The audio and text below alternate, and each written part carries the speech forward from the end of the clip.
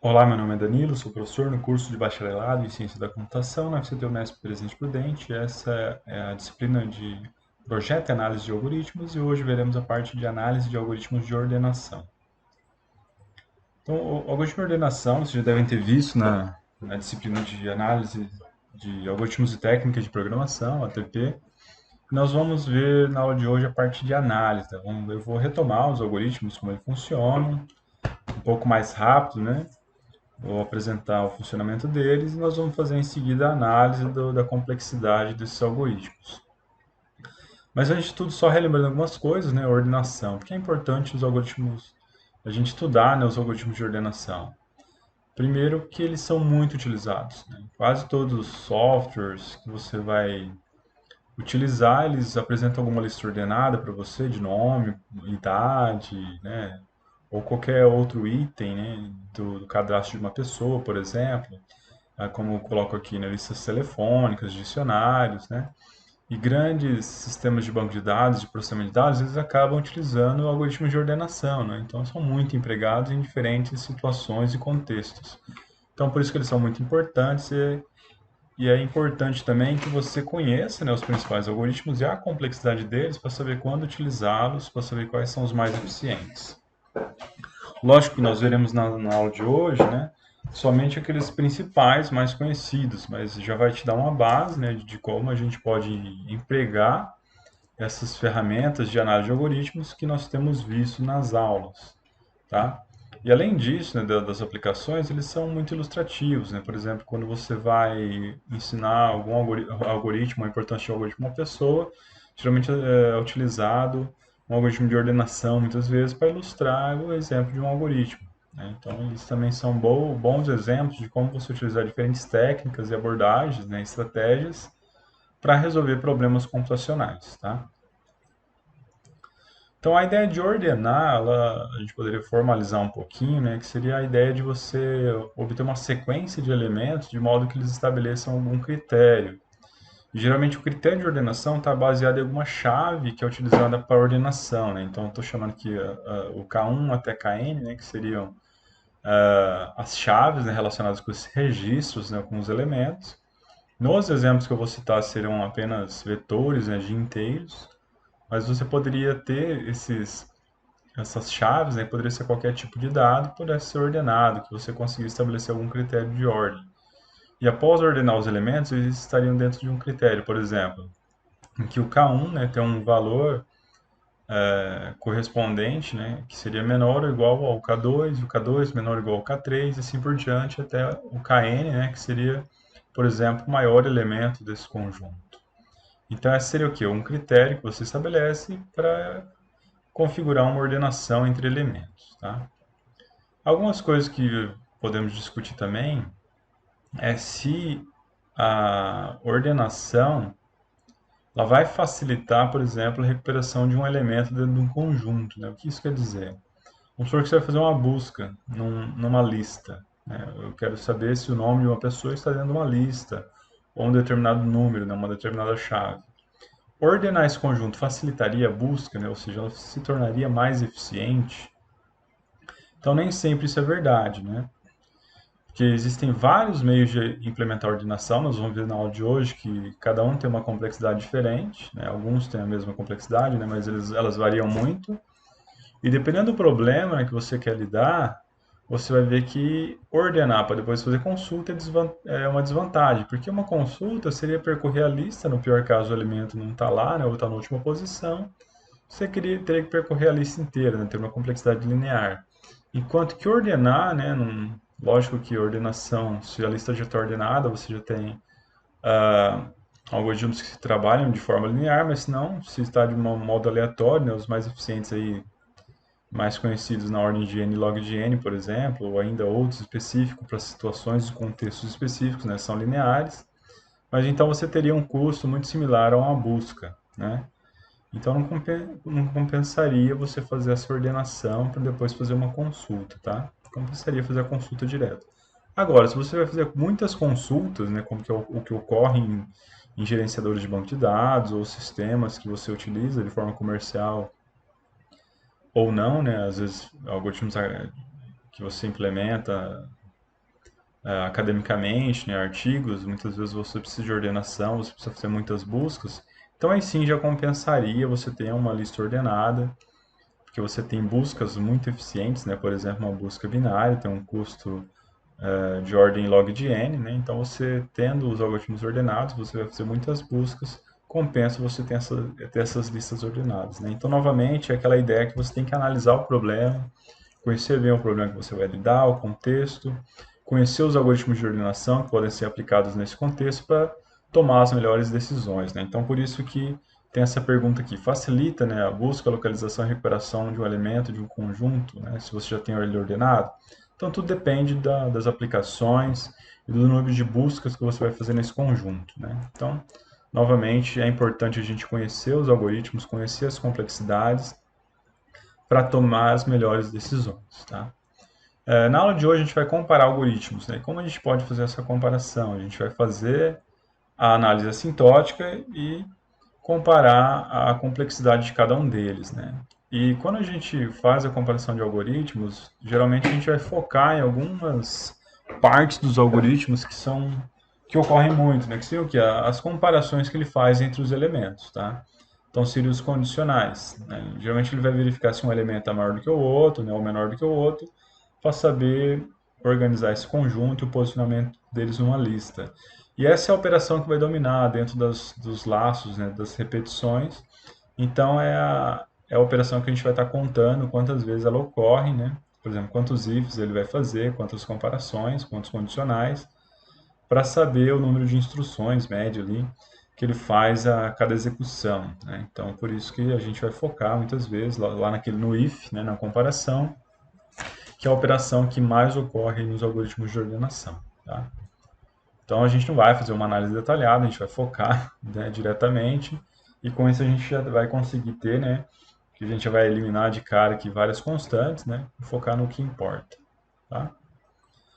Então a gente tem algumas categorias, né, que foram divididas para essa aula de algoritmos de ordenação, tá? O primeiro que eu vou mostrar para vocês seria os algoritmos baseados em troca, né? Então a gente tem dois principais, seria o Bubble Sort, bem conhecido, e o Quicksort, também muito conhecido, né?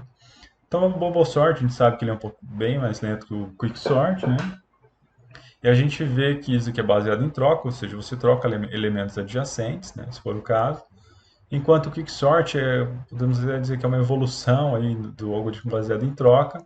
Ele troca elementos em diferentes posições de uma partição, né, ou da lista, com base numa comparação com o pivô, né? Então, já é uma estratégia mais elaborada e evolui nessa ideia dos algoritmos baseados em troca para acelerar o processo, né, por meio de uma estratégia de programação que acelera e diminui o custo computacional do algoritmo, tá? Então a gente vai ter dois exemplos aqui nessa categoria, né, colocada para essa aula, em que a gente vai ter um algoritmo mais lento, que é o Bubble Sort, né, e o Quicksort um pouco mais rápido. A gente vai ver alguns detalhes específicos, né, que a gente vê que no pior caso, os dois estariam na mesma ordem de complexidade. Então, o Bubble Sort é o algoritmo mais conhecido, né, eu vou passar um pouquinho mais rápido aqui com ele. Então, a ideia é que ele percorra várias vezes, né, a lista, comparando elementos adjacentes, por exemplo, o vetor na posição i com o vetor na posição i mais 1, e verifica, né, se eles atendem aquele critério de ordenação, como eu comentei, né, se o vetor na posição i é menor ou igual ao vetor na posição i mais 1. Se não for, né, ou seja, se o vetor na posição i for maior do que aquele elemento que está na posição i mais 1, o elemento adjacente, eles trocam, né, de posição. Ou seja, eu estou alocando os elementos na posição que eles deveriam estar. Então, com várias passadas, né, nessa minha lista, aos poucos eu vou colocando os elementos na posição correta deles, né? Então, aqui seria uma ideia. Imagine que a gente tem essa lista X, né, esse vetor X, e a gente tem esses elementos. O que vai acontecer aqui? A gente vai ter várias passadas nessa lista, até que todos os elementos estejam na sua posição correta, né? Numa primeira passada, né, nessa implementação, o que ele vai fazer? Ele vai tentar posicionar os maiores elementos no final da lista, né? Então, se você observar aqui, né, a gente vai ver que o 92, no final desse processo, ele vai estar na posição correta dele, ou seja, vai ser o último elemento da lista. Então, aqui seria um exemplo ilustrativo, né, dessas comparações, em que a gente vê o elemento x0 com o seu adjacente, né, que seria o x1. Então, ele verifica se o 25, né, ele é maior do que o 57. Não.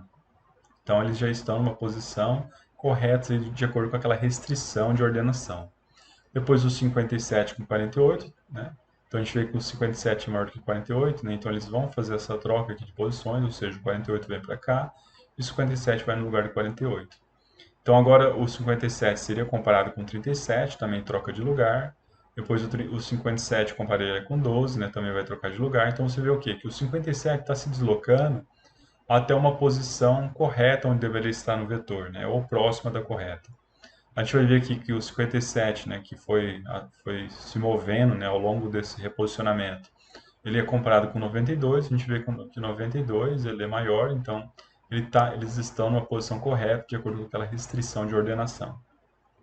Então agora é comparado 92 com 86, né, eles vão trocar de lugar, e depois o 92 troca com 33, e por fim, né, tem todas essas comparações dos elementos adjacentes, e a gente vê que a gente posicionou o maior elemento na posição correta dele, ou seja, lá na última posição do vetor, para uma ordenação crescente, né? Então, essa seria a primeira passada do algoritmo, então você vai perceber o quê? Que ele vai fazer várias passadas nessa lista, né? Lógico que a cada momento a lista vai diminuindo de tamanho, mas só que você vê que ele vai ter que percorrer várias vezes, fazer várias comparações, então você já percebe que é um algoritmo custoso, tá?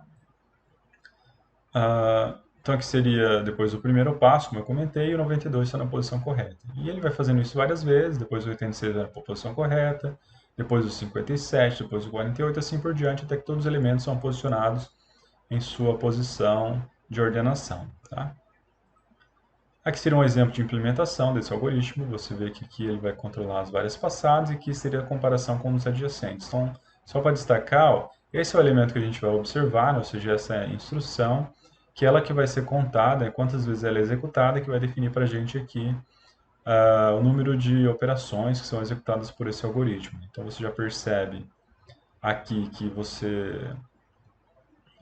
como o critério de parada que está em função de J, né? Você vê que a lista cada vez diminui de tamanho, né? Ou seja, você vai, numa primeira comparação, vai até próximo do final, ou seja, no penúltimo elemento, depois no antepenúltimo elemento, depois o elemento anterior ao antepenúltimo, assim por diante, até que você tem 3, 2 e somente um elemento na lista, né? Então, e quando tem um elemento, não vai fazer comparação, a gente vai interromper o for e a lista está ordenada, tá? E aqui seria aquela estratégia que eu falei, em que é comparado os elementos adjacentes, né? Então, se o elemento da posição I ele é maior do que o elemento adjacente, né, da posição I mais 1, eles trocam de lugar, né? Então, seria aqui um swap, né? Uma operação de troca, tá? Então, observando esse algoritmo, como que a gente poderia fazer a análise, né? A gente já percebe que ele é quadrático, ou seja, a gente vê que essa instrução de if, ó, ela é executada na primeira vez n-1 vezes, na segunda iteração desse for mais externo n-2 vezes, depois na outra iteração desse for mais externo n-3, assim por diante, até que 3, 2 e 1. Né? Então esse if, o que você vai perceber? Que ele vai ter aquele comportamento, né, de execuções daquele somatório clássico, né? 1 mais 2 mais 3 mais 4 até n-1. E como a gente já viu algumas vezes em aulas anteriores, né, em exercícios e análise de algoritmos anteriores, esse somatório resulta numa operação quadrática, né? E o bubble sort, se a gente observar, essa implementação que está aqui, independente, né, da entrada de dados, ou seja, se o vetor está ordenado, em forma crescente, decrescente ou aleatório, esse if sempre vai ser executado n ao quadrado vezes, tá? Então, a complexidade do bubble sort, da forma como está implementada aqui, ele é um algoritmo quadrático, né? Então, ele não tem variação nem de melhor caso, nem pior caso. Nessa implementação, ele é quadrático. Aí vem uma pergunta, é possível melhorar o bubble sort? Né? Então, o que a gente pode tentar observar? Vamos observar aqui alguns passos naquele exemplo que eu acabei de ilustrar. Primeiro você tem aqui o vetor original, né? Depois da primeira passada, você tem lá o 92 na posição correta. Na segunda passada, o 86 agora foi para a posição correta. Na terceira, o 57 foi para a posição correta. Na quarta passada, o 48 foi para a posição correta. Na quinta, o 37 foi para a posição correta. Mas quando o 37 foi para a posição correta, né, coincidentemente, ou, né, nessa estratégia de reposicionar os elementos, né, isso aí já pode acontecer, né, na execução do bubble sort, o vetor já está ordenado. Uma vez que o vetor já está ordenado, o que você percebe? Os demais passos, né, ou seja, de posicionar o 25 no melhor lugar e o 12, seriam desnecessários. Ou seja, você vai executar operações que não precisariam ser executadas. Né? Então, o que você percebe? Se em algum momento o seu vetor já está ordenado, não compensa você continuar executando o bubble sort, tá? Então essa é a melhoria que a gente pode colocar no bubble sort, tá? Então imagina o seguinte, a gente tem lá um flag, né, que é o troca. Então você vai continuar executando o bubble sort, né, até chegar no final, ou seja, você tem somente um elemento na lista, né, para ser posicionado, e já vai estar na posição correta dele. Ou você não tem mais nenhuma troca. O que que isso significa? Se você rodou esse for aqui, ó, e não teve nenhuma troca entre os elementos, indica que a sua lista, né, o seu vetor já está ordenado. Se está ordenado, você pode interromper o bubble sort, tá? Por isso que tem essa verificação aqui. Então, você sempre coloca o troca aqui como zero, seria o false, né? O seu flag é false. Vai executar. Se trocou, você marca ele como true, ou seja, teve uma troca. Então, vai executar de novo o bubble sort. Aí, novamente, começa o flag como false, né? O zero. Executou. Não teve troca, o que que acontece? A hora que você voltar para essa iteração aqui, o for mais externo, o troca vai ser zero, né? Vai ser falso. Então, ele vai interromper o bubble sort, tá? Então, com essa melhoria, o que que a gente consegue? A gente consegue um melhor caso de execução para o bubble sort. Qual seria ele? A gente teria um melhor caso de ordem linear. Como assim? Imagina que seu vetor já está ordenado. Né? Vamos pegar aqui, ó, esse elemento aqui. Ó. Vamos supor que esse daqui já fosse o seu vetor de entrada. Vamos pegar esse último aqui. Ó. O que que aconteceria? Ele tentaria comparar elemento adjacente com elemento adjacente. Não vai ter nenhuma troca. Não teve nenhuma troca, o que que acontece? Ele já interrompe o bubble sort. Então, o bubble sort, no melhor caso, né, aquele caso em que o vetor já está ordenado, ele percorre o vetor uma vez, fazendo essas verificações, não faz nenhuma troca. Chega aqui, o flag é falso, né? Esse troca aqui está como falso, ele interrompe. Então, o que a gente fez? A gente percorreu o vetor uma vez. Percorreu o vetor uma vez, fazendo essas comparações, é de ordem linear, tá? Então, com essa melhoria, você consegue, né, melhorar um pouquinho o bubble sort, né?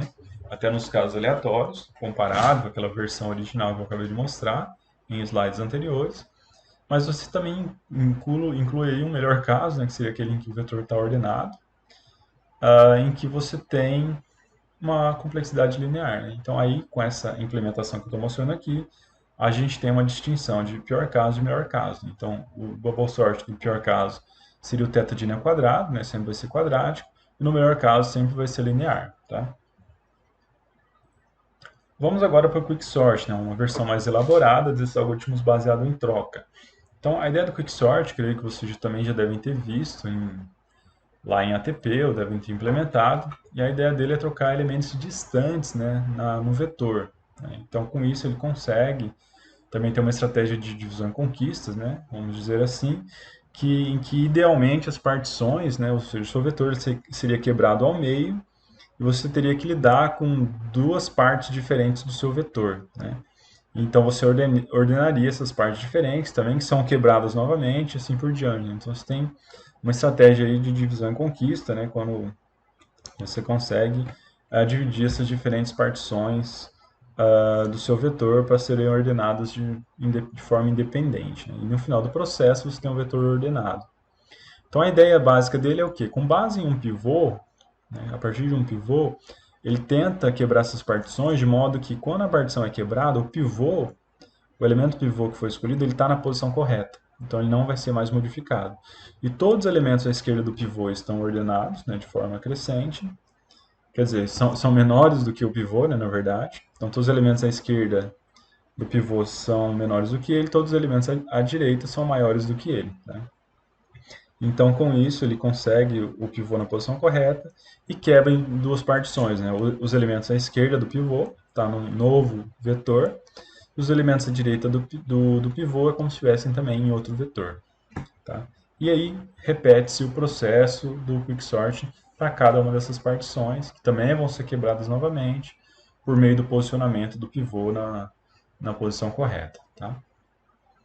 Então, no exemplo que eu vou colocar aqui uma ilustração, né, eu vou mostrar um passo a passo, talvez até melhore esse entendimento, né, caso você ainda não tenha conseguido relembrar como funciona o Quicksort. Então, a ideia é eu vou utilizar um pivô, né, eu vou escolher um pivô. Nessa ilustração aqui, nesse exemplo de implementação, eu vou selecionar como pivô sempre o primeiro elemento da partição. Tá? Existem algumas estratégias para escolher do pivô. por exemplo, primeiro elemento da partição, o elemento central da partição, você faz uma mediana de 3 elementos, né? Então tem várias estratégias, né? Para conseguir ilustrar aqui um pior caso, vou escolher sempre o primeiro elemento da partição como o pivô do Quicksort, tá? Na execução do Quicksort. Além disso, vou ter dois ponteiros, né, que eu vou chamar aqui de down, que ele vai caminhando para a direita, e o up, que ele vai caminhando para a esquerda para fazer as comparações com o meu pivô, tá? Então aqui nessa ilustração talvez fique um pouco mais claro. Então primeiramente eu tenho o vetor inteiro, tá? Eu seleciono meu pivô, estou indicando aqui que o pivô é 25, ou seja, o primeiro elemento da partição. Tem o down, que está aqui no início do vetor, e o up, que está aqui no final do vetor, né? Que seria e eles vão caminhando. Então, qual que é a ideia? Eu vou caminhar com esses ponteiros de modo que eu faça comparações desses elementos com o pivô. Então, por exemplo, caminhando com um down, eu vou caminhar com ele até achar um elemento que seja maior do que o pivô. E eu vou caminhar com o up até que eu encontre um elemento que seja menor do que o pivô. Para quê? Para que eu possa fazer a troca entre esses dois elementos. Então você percebe aqui que, diferente do Bubble Sort, né, que trocava elementos adjacentes, aqui no Quicksort a gente vai trocar o quê? Elementos em posições diferentes do meu vetor. Então com isso a ideia é o quê? Você conseguir acelerar esse reposicionamento dos elementos no seu vetor, tá? Para que mais rápido eles estejam na posição correta.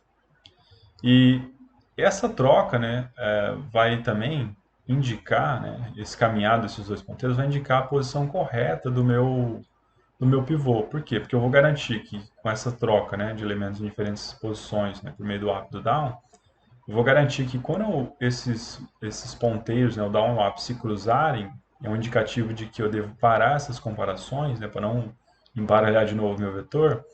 No momento que eles se cruzam, é o ponto onde o pivô, nesse caso aqui o 25, deveria estar.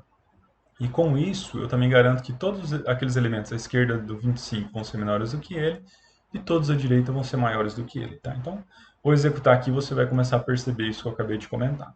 Então, vou lá, comecei aqui com o down, 25, né? Ele não é maior do que 25, é igual, então eu movo o down para frente, né? Vi aqui no 57, né? 57 é maior do que o 25? É. Então, como ele é, eu paro. Ou seja, eu parei o down, agora eu vou começar a mover o up. Então, vem aqui, o 33 é menor do que o 25? Não é. Então, eu movo para ele aqui, ó. 92 é menor que o 25? Não é. 86 é menor que o 25? Não é. 12 é menor que o 25? É. Então, eu paro o up aqui no 12, tá? Então, parei o down aqui num elemento que é maior do que o pivô e o up em um elemento que é menor do que o meu pivô. Feito isso, o que eu faço? Eu troco esses elementos de posição, né? Como eles ainda não se cruzaram nesses ponteiros, eu posso fazer a troca, né? Porque eu não vou bagunçar execuções anteriores, tá? Então, troquei. O 12 vem para o lugar do 57, 57 vem para o lugar do 12, tá vendo? Então, aqui você vê que a troca não é mais de elementos adjacentes, mas são elementos em diferentes posições do seu vetor com base na comparação com o pivô, tá? Então, fiz a troca dos dois. Como os ponteiros não se cruzaram, continua a comparação. Então, o que eu faço? O down under, né? Vem aqui 48, 48 é maior do que o 25? É. Então, ele para aqui. Aí eu vou continuar aqui com o 57, né? Aí vem aqui, o 37. Ele é menor do que o 25? Não é. 48 é menor do que 25? Não é. 12 é menor que 25? É. Mas só que antes disso, o que aconteceu? Os ponteiros se cruzaram, né? Como os ponteiros se cruzaram, o que acontece? Eu não posso fazer a troca, porque se eu fizer a troca, vou começar a bagunçar de novo o meu vetor. Então, nesse momento, a execução para e indica para mim o ponto onde o meu pivô deveria estar. Então, onde ele deveria estar? Aqui no lugar do up. Tá? Então, aqui onde o up está apontando para mim, esse ponteiro, eu vou colocar o pivô e esse elemento que está no lugar do up, ele vai para o lugar do pivô, ou seja, no início da partição. Tá? Então, eu troco eles dois de lugar. Feito isso, o que eu tenho? Eu tenho o ponto onde o pivô está e não deve ser mexido mais. Por isso que ele é como se ele não existisse mais para o meu algoritmo Quicksort. E aqui eu quebro, né, esse vetor em duas partições, ou dois outros subvetores. Né? Um que é com aqueles elementos à esquerda do pivô, no caso só tenho 12, e os elementos à direita do pivô, que no caso são todos esses elementos. E nesse caso aqui, os à esquerda são menores do que ele, e os à direita são maiores do que ele. Tá? Então, com isso, né, que eu acabei de comentar, eu tenho essas duas partições, tá? Então, com essas duas partições, o que eu faço? Com a partição da esquerda, eu aplico novamente Quicksort, né, como se eu tivesse um novo vetor de entrada para o algoritmo de Quicksort, e ele vai trabalhar com esse vetor. E aqui, com esse vetor, né, esse subvetor, vamos dizer assim, da direita, né, ele vai trabalhar o Quicksort em cima dele. Aí na implementação a gente pode observar que quando você tem um caso base, lá um ou dois elementos, você não precisa executar o Quicksort, você ordena ali. Ou já, se for um elemento já está ordenado, se for dois elementos você faz uma troca, né, do menor para o maior. E a partir de três elementos talvez compense você executar o Quicksort de novo, tá? Nesse caso aqui só tenho 12, então não vai executar o Quicksort, já está ok. E aqui nesse caso, como tem mais de dois elementos, ele vai executar o Quicksort em cima dessa partição. Então começa novamente o processo. Primeiro eu vou aplicar o Quicksort de novo nesse vetor, então é como se fosse um novo vetor de entrada para o meu Quicksort. Então ele identifica aqui o meu pivô, que é o 48, né? Eu tenho o down e o up novamente, né? O down aqui vai ver elementos maiores do que o pivô e o up elementos menores do que o pivô, né? O 37 é maior que o 48? Não é, então ando. 57 é maior que o 48? Sim, então ele para aqui. 33 é menor do que o 48? É, então ele também para e ocorre a troca entre o down e o up, né? Ou seja, o 57 vem para o lugar do 33 e o 33 vem para o lugar do 37, tá? Feito isso, os ponteiros não se cruzaram, então por isso que fez a troca, tá? Então continuo caminhando. O down anda, né? Vem aqui para 86 e vai parar, né? Por quê? Porque o 86 é maior do que o 48. Aí eu começo a andar com o up. 92 é menor do que o 48? Não é. Aí ele vai vir aqui, ó. 86 é menor do que 48? Não é. 33 é menor do que o 48? É, né? Então tem aqui o 33 é menor do que o 48, né? O up cruzou com o down. Então eles não vão fazer a troca. Então o up parou, o down parou, mas quando eles cruzarem não vai ter a troca. Então o que vai acontecer? Eu identifiquei o ponto de quebra da partição, né, em dois subvetores e também identifiquei o ponto, né, onde o pivô deve ser posicionado para dentro da ordenação completa do meu vetor, né? Então vou trocar aqui o pivô com o up. Então fez a troca, né? O 48 veio aqui para o lugar do up e o elemento que estava sendo apontado para o up foi lá para o lugar do pivô, o início da partição. Então com isso eu tenho a posição correta do meu pivô e eu tenho que os elementos à esquerda são menores do que ele e os elementos à direita são maiores do que ele, tá? Então aqui o que eu tenho? Eu vou quebrar essa partição em duas, que é o ponto onde o pivô foi posicionado, né? Os elementos à esquerda são novo array, novo vetor, nova lista. Os elementos à direita são uma outra lista. Então, novamente, eu poderia executar o quicksort com essa lista da esquerda e executar novamente o quicksort com a lista da direita. Aí é aquilo que eu comento, né? Como são dois elementos, nem precisaria executar o quicksort novamente, né? Você poderia fazer uma verificação aqui e fazer uma ordenação simples, né? Se esse é menor do que esse, né, tá ok. Se não, faz a troca. Acabou, né? Não precisaria executar todo o quicksort. Mas se você executar também, você vai ver que eles vão apenas se cruzar, né? Nesse caso aqui, e já o pivô já vai estar na posição correta, né? Vai trocar e vai quebrar aí, teoricamente, em outra partição, né? Não tem elementos à esquerda, então não vai ter partição da esquerda, mas tem da direita um único elemento, seria um caso base. Então, ele interromperia aqui a execução com aqueles elementos da esquerda, né? Do 48. Então, agora, a partir continuando a execução, agora com a partição da direita do 48. Então, ele executaria aqui o quicksort com esses elementos, né? Teria o pivô, o 86, que é o primeiro elemento da partição. Aí eu teria lá novamente o down e o up, né? Ele começou a andar, o 92 é menor do que o 86, então ele para aqui. O up, né? O 57 é menor do que o 86, então ele para aqui e faz a troca entre os elementos, né? Então o 92 vem para o lugar do up e o 57 vem para o lugar do down. Feito isso, os ponteiros começam a andar novamente. Eles vão parar, né? Porque o 92 é maior do que o 86, o 57 é menor do que o 56. Mas nesse momento os vetores se cruzam, então o que acontece? É o momento de posicionar. Ele indica, né, onde deve ser posicionado corretamente o meu pivô e também indica o ponto de quebra de novas partições desse subarray, né? Eu falo subarray em relação ao array completo original, tá? Então você tem aqui que o 86 deve ser posicionado aqui e o 57 vai para o lugar dele, certo? Então, feito isso, eu encontrei o ponto correto do meu pivô e, ao mesmo tempo, eu tenho à esquerda do pivô os menores elementos em relação a ele e à direita do pivô os maiores elementos em relação a ele. E, ao mesmo tempo, eu consigo quebrar em novas subpartições os elementos da esquerda e os elementos da direita. Aqui nesse caso é um caso base, né? Ou seja, você tem um único elemento, não precisa executar o quicksort, aqui também tem um único elemento. Então, com isso, você teria o fim do algoritmo do quicksort, né? Com algumas passadas bem menores, né, do que o bubble sort. Você tem o seu vetor ordenado, né? Por meio desse posicionamento correto, né, de vários pivôs que são identificados, por meio dessa estratégia de divisão e conquista que a gente viu ao longo da execução. Tá? Então, se você observar, a gente tem um vetor original, eu tenho um pivô. Achei a posição correta de posicionamento do pivô e pude dividir a lista em elementos menores do que ele e maiores do que ele.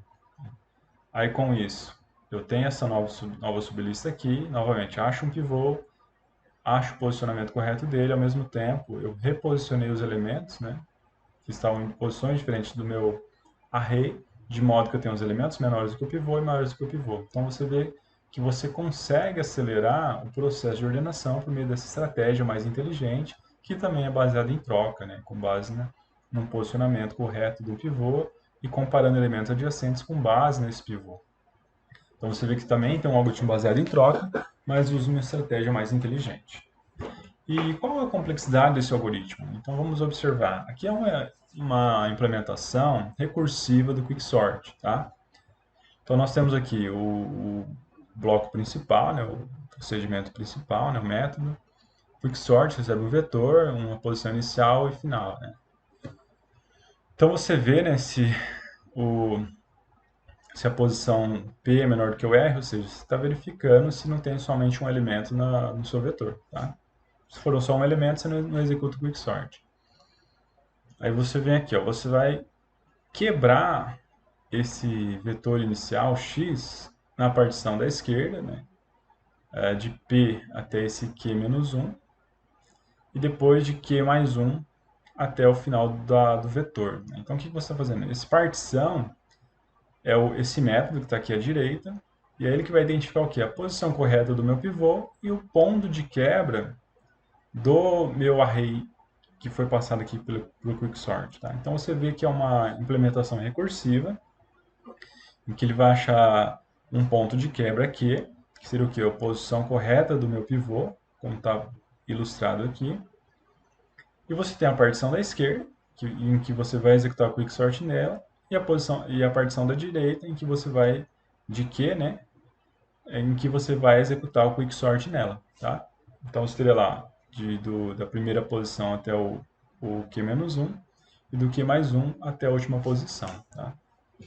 Então isso vai sendo executado recursivamente, que é basicamente essa ilustração que eu coloquei aqui para vocês, tá? Então o vetor inicial achou o ponto Q, então você tem a partição até o Q-1 e do Q mais 1 até o final, né? Aí, aqui, tem só um elemento, não fez nada, e com essa outra parte aqui, ó, ele vai executar novamente o quicksort, né? Então, é como se esse x agora fosse essa partição da direita, né? Então, com a partição da direita, ele achou o ponto de quebra Q, aí tem o início, né, esse novo início, até o Q-1, e do Q mais 1 até o final, e assim por diante. Então, recursivamente, ele vai ter ele vai executar nessas diferentes partições que vão, subpartições, né, que vão se formando, tá? Aí um ponto importante é como você encontra esse ponto Q, que seria o quê? O posicionamento correto do pivô e as trocas entre os elementos a partir do pivô. Né? Então é aqui que ela está ilustrada, né? Esse algoritmo.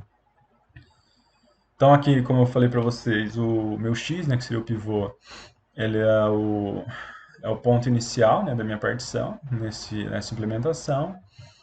O up seria o ponto final e o down também é o primeiro elemento aqui da partição, né? Que seriam os meus ponteiros up e down. Então, enquanto eles não se cruzarem, o que eu faço? Eu movimento down, procurando um elemento que seja maior do que o meu pivô. E movimento up, procurando um elemento menor do que o pivô. Uma vez que eu achei, né, se eles não se cruzaram, eu troco eles de lugar. Se não cruzou ainda, eu faço isso novamente, até que os ponteiros se cruzem. Os ponteiros se cruzaram, o que aconteceu? Eu achei o ponto Q, esse ponto Q aqui, ou seja, achei a partir do up, né, que é o momento em que o down e o up se cruzaram, onde a partição deve ser quebrada e onde o pivô deve ser posicionado. Então, eu posiciono o pivô, né, troco ele com o elemento apontado pelo up, e retorno essa posição do up, que é onde o pivô está posicionado, que vai ser o ponto Q de quebra das partições. Tá? Então aqui é um exemplo bem simples de se implementar, né, do Quicksort. Algo importante que eu ilustro para vocês é o seguinte, ó. Essa implementação recursiva do Quicksort ela é mais usada para fins didáticos, né? Se você for colocar isso na prática, compensa fazer uma versão interativa utilizando pilha, tá? Então, com isso, você consegue simular essas chamadas recursivas aqui, tá? Por quê? Porque no melhor caso do Quicksort, a gente vai ver daqui a pouco, ele vai executar na ordem de n log de n, né? É um algoritmo rápido. E com isso, a gente vai ver também que quando ele vai na ordem de n log de n, as partições são quebradas de forma mais balanceadas, vamos dizer assim, no número de elementos, e você tem menos chamadas recursivas empilhadas.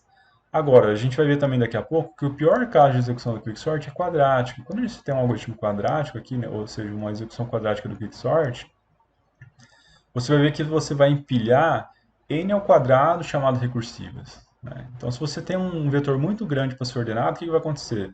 Você vai precisar de n ao quadrado ponteiros. Se esse n é muito grande, ou seja, o seu vetor é muito grande, a sua stack não vai conseguir alocar ponteiros suficiente na stack. Então, você vai ter o seu programa vai abortar porque ele não vai conseguir alocar todos esses ponteiros para essas chamadas recursivas, tá? Então, se você for implementar para colocar em produção aí com elementos muito grandes, com vetores muito grandes, né? Compensa utilizar uma versão iterativa, né? Ou garantir que o pior caso não ocorra, né? Que não é tão simples assim, tá? Então, se você vê os bancos de dados, por exemplo, se usar Quicksort, eles usam as versões iterativas, não usam a versão recursiva. Se você for fazer o trabalho, que eu passei na disciplina, você vai perceber que se você implementar essa versão recursiva, você vai ter um estouro lá da stack, né, vai interromper o programa em algum momento quando você aumentar muito, né, o tamanho dos seus vetores. Tá? Só um detalhe importante sobre essa implementação recursiva. Então, aquilo que eu comentei com vocês, a complexidade dele é n log de n. Tá? Como a gente chega nisso? Né? Uma maneira seria você observar esse algoritmo. Então, é um algoritmo recursivo. Né? A gente pode estabelecer aqui uma relação de recorrência. Então, a cada vez que esse algoritmo é executado, o que acontece? Ele tem uma divisão, né? Quer dizer, ele tem duas chamadas recursivas, a própria função. Então, aquele A, né, aquele A que a gente tem, seria esse daqui, né, daquela relação de recorrência do teorema mestre, ele seria 2, ou seja, duas chamadas ao T de N, né, que seria aqui estabelecendo a relação de recorrência. Então, ele faz duas chamadas recursivas, tá? Cada vez que esse algoritmo é executado. E como ele reparte isso? Então, vamos considerar o melhor caso e mais ou menos um caso médio. Então, a ideia é que, no melhor caso, ele tem o quê? Essas partições quebrando ao meio, né? Então, se elas estão quebrando ao meio, você tem um P até o Q-1 e o Q+1 até o R, eles estão meio que balanceados, né? Então, se estão balanceados, você está quebrando esse N, né, desse X, o número de elementos do X, em 2, tá? Então, por isso você teria aqui o N sobre 2, tá? Então, seria uma maneira de você observar um melhor caso de execução do Quicksort. E ele tem mais do que um custo. Qual que é esse custo linear? É o custo da partição. Então, se você observar, o que, que ele faz? Ele caminha com o down e com o up até eles se cruzarem. Então, você tem uma comparação até um ponto no down e tem uma comparação até outro ponto com o up. E eles se cruzam, por exemplo, aqui, ó, eles vão se cruzar num ponto em que eles vão comparar todos os elementos do vetor, né? Então, por exemplo, aqui, ó, nessa primeira ilustração, né, o down já parou aqui, e o up parou ali também. Então, enquanto esse comparou um elemento, esse comparou todos os outros elementos da lista, né? Então, você vai ver que eles sempre vão comparar todos os elementos da lista. Por isso tem o quê? Uma complexidade linear, essa execução desse método aqui de quebra da partição, tá? De posicionamento do pivô. Então, por isso tem esse comportamento linear aqui somado, tá? Então, você teria aqui, ó, comportamento linear, para identificar o ponto Q, né, que seria o ponto de posicionamento do pivô, e duas chamadas recursivas, né, em que cada chamada passa metade do seu problema, né. Então você tem aqui o n sobre 2, tá? E se você colocar lá no teorema mestre, né, você tentar resolver pelo teorema mestre, por exemplo, ou expandir isso aqui, você vai chegar nessa complexidade n log de n. Né? Lá no teorema mestre, ele vai cair no segundo caso, tá? em que você vai resultar, aplicando o teorema, que o quicksort tem a complexidade n log de n. Importante ressaltar que essa complexidade é para o melhor caso, caso médio, tá? No pior caso, o que vai acontecer? Vou dar uma ilustração, né, nesse algoritmo aqui que eu acabei de mostrar, e ele ocorre quando, por exemplo, você tem um vetor ordenado. Então, nesse exemplo aqui, eu tenho um vetor ordenado em ordem crescente. O que vai acontecer? Né? Eu tenho lá o pivô, o primeiro elemento da lista, é o 1, andei com o down, bom, já parou aqui o down. O up, o que vai acontecer? Ele vai percorrer todos os elementos e vai parar na própria posição do pivô. Por quê? Ó, o down, ele vai procurar um elemento maior que o pivô. 2 é maior que o pivô? É, parou. 9 é menor do que o pivô? Não é. Nenhum desses é menor do que o pivô. O próprio pivô vai ser menor do que ele? Não vai também. Então é aqui que ele vai parar. Então isso vai acontecer para todas as execuções do quicksort nas diferentes partições que vão se formar. Então o que você percebe que vai acontecer? Ó? Fica olhando. Você vai ter esse cruzamento, o pivô vai ser colocado na própria posição, porque ele já está na posição correta. Então você não vai ter partição da esquerda, mas vai ter uma partição da direita com todos os elementos. Isso vai acontecer em todas as vezes. Né? Então agora eu tenho aqui a partição da direita com todos os elementos restantes, além do pivô. Tá? Então o que vai acontecer aqui? A mesma coisa. Ó. O pivô é o 2, ando com o down, achou, aqui parou aqui no 3, o up vai andar também, vai parar na própria posição do pivô, que é o 2. Os ponteiros vão se cruzar. E o que vai acontecer? O pivô já está na posição correta, não vai mudar de lugar. Não movimentei nenhum elemento, que todos estão na posição correta também. Não vou ter ninguém na partição da esquerda, da esquerda. E vou ter todos os restantes elementos na partição da direita, exceto o pivô. Tá? Então o que acontece? Novamente, eu vou executar um quicksort com todos os elementos a não ser o pivô. Tá? Então, novamente, vai acontecer esse comportamento várias e várias vezes. Né? Então, você vai ver que você não vai ter em nenhum momento a partição da esquerda e todos os outros elementos vão estar na partição da direita. Então, o que acontece? Você está executando um quicksort com quase todos os elementos, né, que estão restando a cada iteração do quicksort. Isso vai mudar o comportamento que a gente acabou de observar, que é o que ocorre no melhor caso, né, em que as partições são quebradas idealmente ao meio. Né? Então a gente consegue fazer aquela análise que a gente acabou de fazer. Nesse caso aqui, quando ele tem esse comportamento, aquela recorrência não pode ser utilizada. Então o que acontece? A recorrência que a gente tem é essa daqui. Ó. Você tem um custo N, né, para fazer as comparações movimentando o down e o up. E você tem o quê? O custo de ordenar o restante dos elementos da partição, exceto o pivô. Tá? Então você teria aqui essa recorrência, né? Seria o T de n-1 mais n. E essa recorrência, qual que é o custo dela, né, se você fizer a expansão? Seria o custo quadrático. Né? Se você vai ver que se você chegar naquela soma, naquele somatório clássico, lá que a gente já viu algumas vezes, que vai de 1 até n-1, né? Que seria 1 mais 2 mais 2 mais 3, 1 mais 2 mais 3 mais 4, assim por diante, até mais n-1, né? Que resulta na complexidade quadrática. Tá? Então a gente vai ver o quê? Que o quicksort ele tem essas duas análises. Né? Tem o melhor caso, em que a gente chega na complexidade n log de n, e o pior caso, que é a complexidade quadrática. Tá? Eu continuo em outra aula com outras modalidades aqui de algoritmos de ordenação, que seria a ordenação por inserção e por seleção. Destaque alguns materiais foram utilizados, né, do material da Rosane Menguin, né, que também foi baseado em material de outros professores, e deixo como referência alguns livros clássicos aí de algoritmos. Né. Ele você vai encontrar elementos, bases, conceitos sobre esses dois algoritmos de ordenação que a gente acabou de ver.